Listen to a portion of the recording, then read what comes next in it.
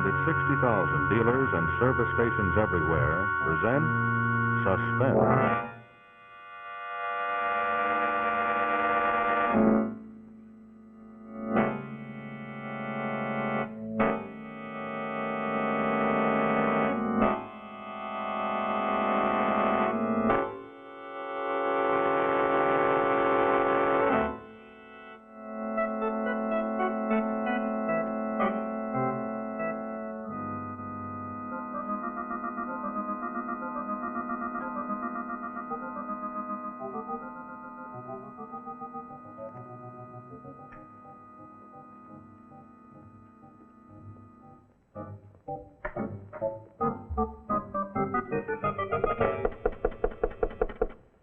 Yes, come in.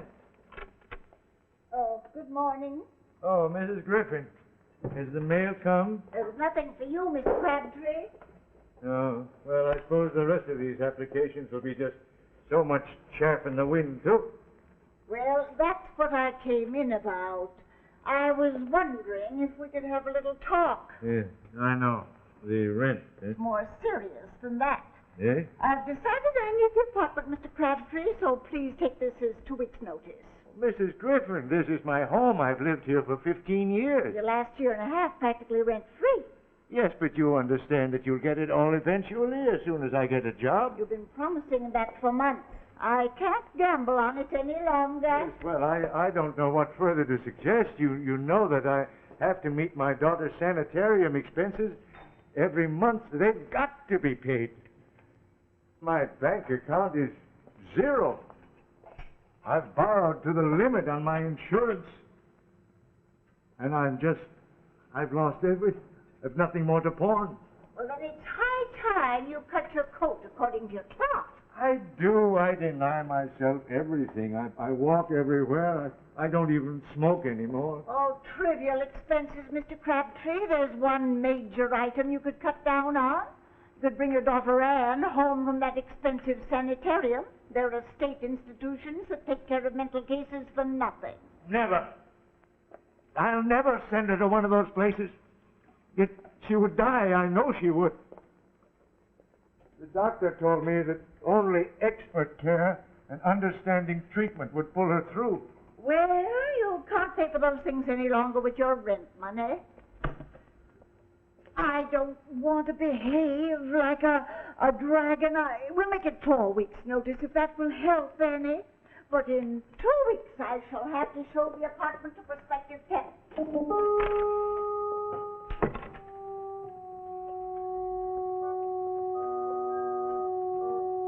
Tell me what to do, Anne, darling. I'm at my wit's end. I'd willingly kill myself, but what good would that do now? No more insurance. What would become of you? Mr. Crabtree, this young lady's come to see you about an advertisement you answered. Oh, yes, of course. Well, come in, Miss... My name is unimportant. Oh. I'm merely a spokesman in this matter. And it's highly confidential. Oh, would you mind... Oh, well, I was just going. Yes, come in. Now, Mr. Crabtree, about your application. Oh, which one? You see, I've answered so many. This. Oh? Man wanted for hard work at moderate pay. Sober, honest, industrious. Former accountant, aged 55 to 60. Write details, send references, box 111, general delivery, New York. Yes, I answered this a month ago. I'd given up hope of hearing. It took a month to investigate you. Well, you must be thorough. My employer leaves nothing to chance. Oh. Tell me, Mr. Crabtree, do you feel qualified to operate your own establishment? My own establishment? Well, I don't want to misrepresent my previous experience. You see, I've always been in a position of employee. For the last 20 years, I've been... Yes. We know the biographical details. Oh. Well, this particular job is a simple matter of regular confidential reports to be sent through the mail. You would have your own office and no supervision. What kind of confidential reports? On various important corporations. It would be a matter of covering references to them in the financial journals. Well, to what address do I mail these? Well, the box number you already have, of Oh, course. yes, of course. Now, your hours would be 9 to 5, 6 days a week, with an hour off for lunch. Oh. Oh, might I ask about my salary? I'm empowered to offer you $100 a week. Oh. Do you mind if I sit down? Now, this is the address of the office. Eh? Room 1202, 581, East 42nd Street. One of these keys is for the door, one for the desk, and the other for a filing cabinet. You will report tomorrow at 9 a.m. sharp. Mr. Crabtree, am I to gather from your attitude that you're dissatisfied with this offer? Oh, no. No, I accept with profound gratitude. We thought you would. Any questions? Well, yes. Who is my employer? It's necessary for him to remain anonymous, even to you. Moreover, the nature of your work is not to be discussed with anyone whatsoever. Oh, well, I understand. I mean, you may tell him, please, that I'll follow his instructions to the letter. Good. Yes. Now, as to your salary, it will reach you the end of every week through the mail, in cash. Yes. Goodbye, Hi. and good luck, Mr. Crabtree.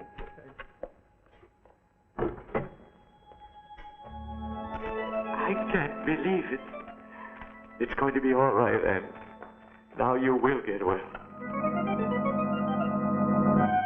Hello, darling. Is it all right for me to talk? Good. I just couldn't wait to tell you.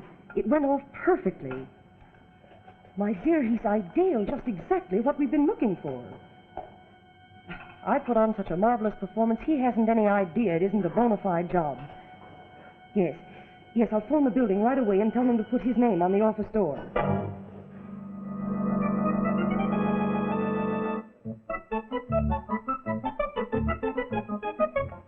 Well, managing director.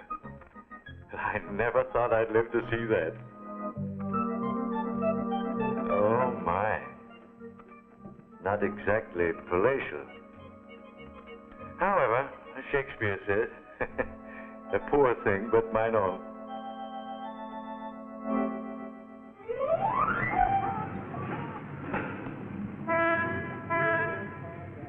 Bird's eye view of termites scurrying to work. Yeah, this makes me dizzy. Besides, it's very cold.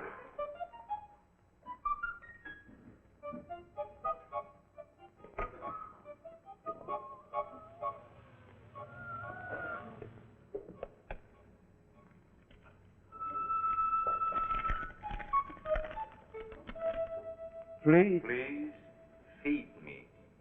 My function is to keep you company so that you will not be tempted to chatter to friends on the telephone. My name is Discretion. Well, discretion. It's lucky for you that I'm partial to cats, that I'm not one of those silly people who are terrified of them. We'll be great companions.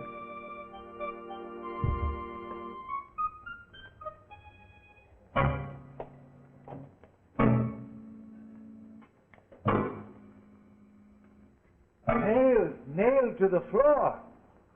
That's odd. Yes. Hello? Mr. Crabtree, your employer's secretary speaking. Oh, yes. We wanted to check on your arrival. Is everything clear as to your duties? Oh, yes, perfectly. I'm very comfortable. Oh, but would you mind telling me why my furniture is nailed to the floor? No, Mr. Crabtree. That is one thing I cannot tell you. Oh, well, we put our foot into it that time, Kitty.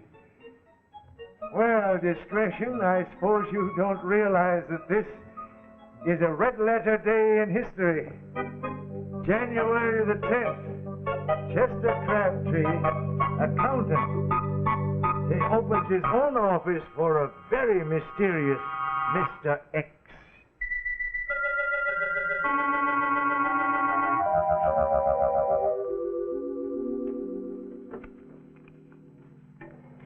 Well, listen to this, Pussy. Some optimistic person wants me to contribute to a fund for the revival of the 18th Amendment. Yes, come in. Mr. Crabtree, I give you one guess as to who I am. Oh, could you be my employer, sir?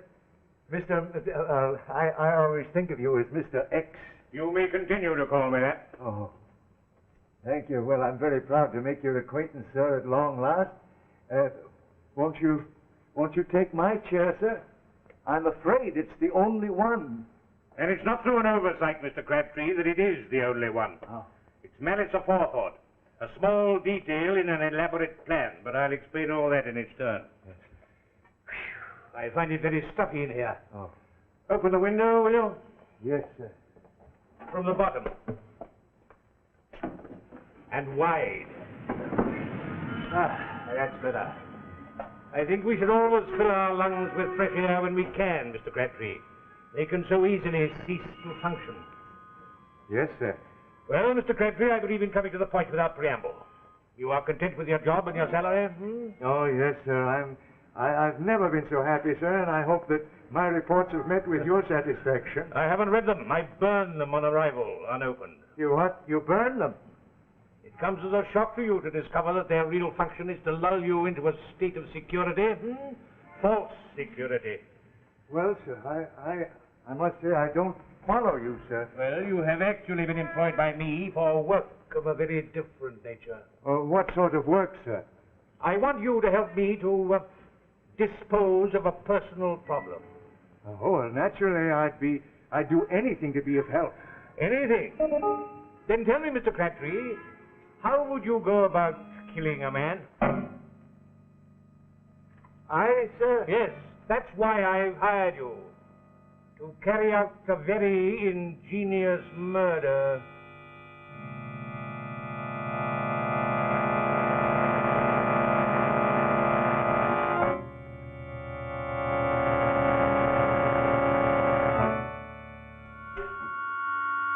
Now, here is Act Two of our suspense story, Help Wanted.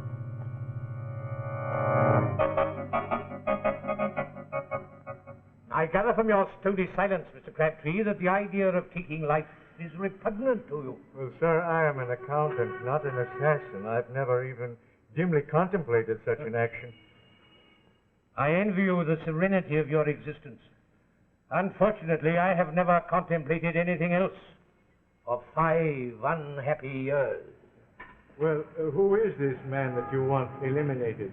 A common blackmailer who's setting too high a value upon his silence for the moment. He is my wife's first husband. When we married, she thought him dead. We have 2 children who will become illegitimate if he prosecutes for bigamy as he threatens. I occupy a public position of great trust. Such a scandal would ruin us. It must not be allowed to happen. But, sir, if you have decided to destroy this man, why do you insist try to get me to do it? Why don't you do it yourself? I am totally incapable of committing any act of violence. Why, if a fly should land in the palm of that hand, I lack the force to crush the life out of it. Yes, but why not hire someone outside the social boundaries, someone who would do anything for money, a gangster? And exchange one blackmailer for another? No, Mr. Crabtree, I have decided it has to be you. Me? But I never. Calmly, my dear fellow. And before you make a hasty decision, consider the consequences of a refusal to you. When you leave this office this evening, you would leave it permanently. But with a secret, Mr. X. A secret that might be of interest to the police.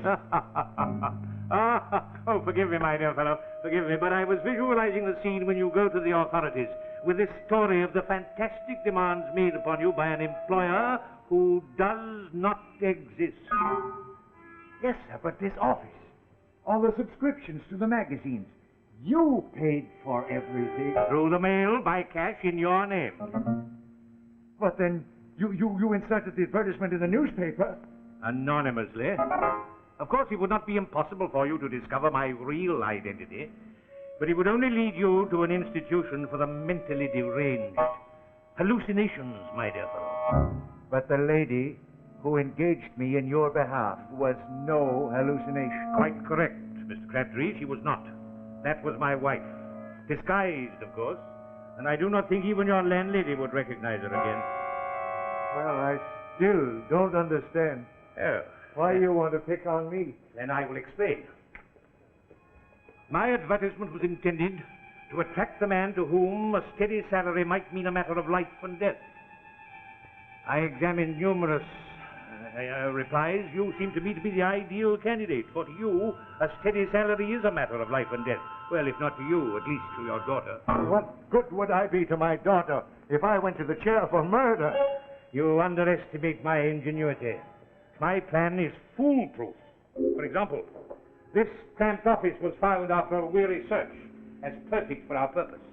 The exact spot in which this desk is placed was carefully selected. It has even been nailed to the floor to make it impossible to move it. Now observe. When you are seated at this desk, a visitor is confined to the space you occupy now at that window. Within the hour, the man we have been discussing will come through that door. He will stand there with his back to the open window, as now. He will ask you for an envelope containing a contribution. You will hand him that. Being a methodical man, he will place it in the inner pocket of his jacket. Every time I've paid him for the last 5 years, he has never failed to do exactly that. At a psychological moment, when his hand is in his pocket, he will rise swiftly. One good thrust and he'll be through that window to his death. No! No! A second or two later, you will close the window and quietly resume your work. Yes, but someone will find him. Yes. The police. Yes, they will find an unfortunate individual who has jumped from the roof above you. They will know it's not a suicide because the envelope you gave him will contain a note, not the money he anticipated. The note will explain the reasons for his sad demise and offer a pathetic apology for the inconvenience he has caused.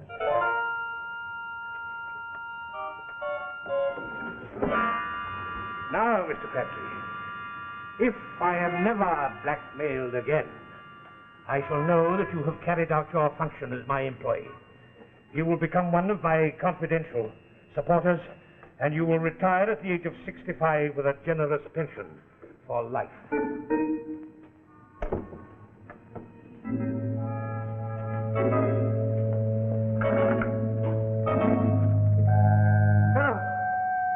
Police department. Why don't you bring your daughter Anne home from that expensive sanitarium? There are state institutions that take care of mental cases for nothing. In 2 weeks, I shall have to show the apartment to prospective tenants. Mr. Crabtree, I am empowered to offer you $100. $100.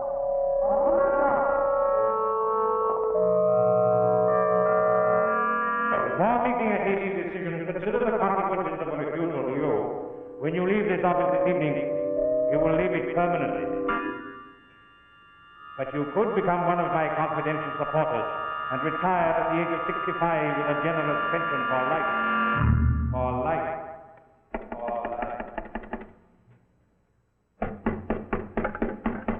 Come in. Mr. Crabtree, Yes. I am hoping, sir, to obtain a contribution from you. Sir, it is my... I know. I know. I have it here. Thank you. That's most satisfactory. Do you mind if I open it? Oh, no, you're not. Cat. You're... Keep him away from me. Cats terrify me. Please don't let him come near me. Please keep him away from me.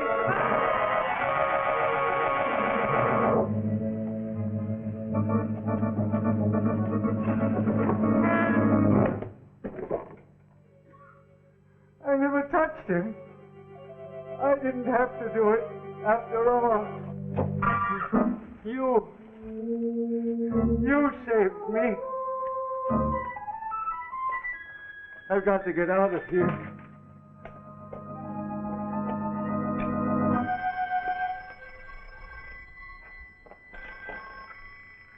Hello?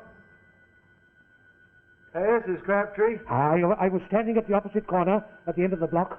I saw a man fall from the 12th floor. Congratulations, my dear fellow. Yes, but I didn't do it. It was an accident. He fell by accident. You did give him that letter. Yes, I did. But I didn't touch him. He saw my cat and he became terrified and he backed up and he fell down. But, my dear Crabtree, I hope you are not going to spoil everything when it is all going so splendidly by losing your head. It would be most unwise to tell that, shall we say, cat and bull story to the police. Now, you heard nothing. You saw nothing. Go on quietly working at your reports. Yes, sir. Sir, but sir!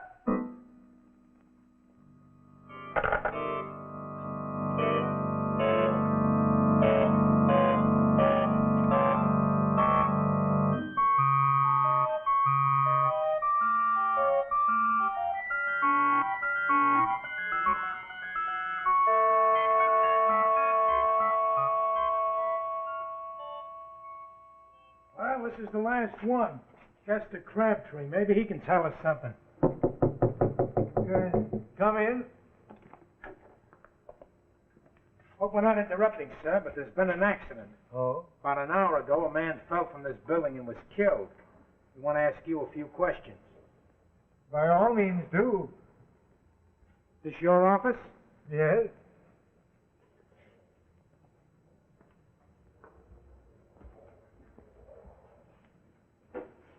Been in it all morning?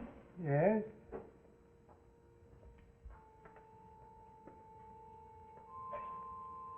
That door open any time? No, I always have the door closed when I work. Then you wouldn't be in a position to see anyone going up the stairs across the hall. No, I wouldn't. You say you've been sitting at that desk all morning, huh? Yes. Yes, I don't believe I've left the chair. Then you wouldn't be in a position to see anything happening outside the window. No, indeed. You hear anything? Anything out of the ordinary? Out of the ordinary? Yeah, someone yelling. Anything like that. Oh, yes, now that you mention it, I believe I did hear someone scream, though they were startled. Let's see. Well, that ties it up. The guy jumped from the roof, all right. Second he did it, he changed his mind. Clear case of suicide, note and everything. Sorry to trouble you, Mr. Crabtree, but we have to get all the facts we can. Yes, but just one moment. Oh, one thing. Who was this person? Oh, some reformer. He'd been going through the building trying to solicit contributions to revive the 18th Amendment. Oh. Well, it takes all kinds to make a world. Goodbye, Mr. Crabtree. Goodbye. Goodbye.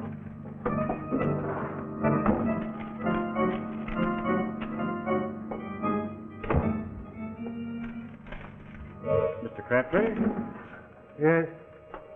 I've been informed by a certain party that you have a contribution for me. Oh. No. No, I gave it to the... No, sir. I have nothing for you. And I suggest that you go to the man you are now blackmailing and tell him that his perfect plan for murdering you has gone astray, sir.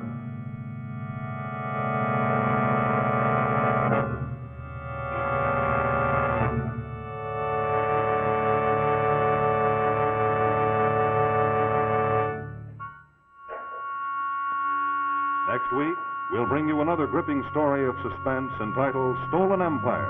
Also, be sure to listen to Suspense each Thursday night on the radio. And now, good night from Autolite.